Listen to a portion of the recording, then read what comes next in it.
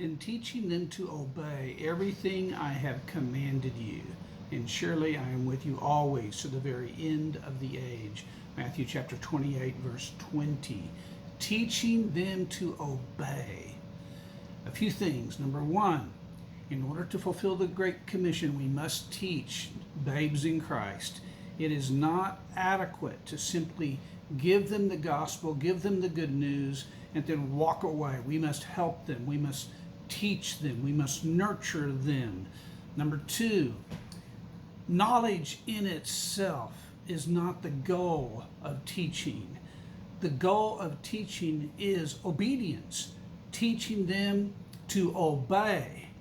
Obedience is the goal. Now, knowledge is important. Knowledge is important because knowledge is the understanding of God's truth. But one of the problems with knowledge is that knowledge makes arrogant. Knowledge puffs up. The goal of our teaching is, yes, to impart knowledge, but for the purpose of obedience. And even obedience isn't the final purpose. The final purpose is so that they may know God. Jesus said in John 15:15, you are my friends if you obey. So there's a sequence here. Teaching them God's truth, knowledge, so that they can obey, so that they can know God, so that they can be friends of God. They can have communion and intimacy with God. Now the third thing, teaching them to obey everything I have commanded you. Jesus' word is the source of truth, the standard of truth, the pillar of truth.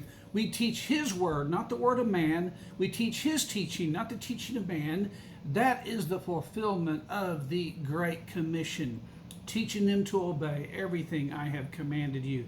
This is Pastor Mark Wright of Evers Road Christian Church, and this has been one more episode in the series, Make Disciples.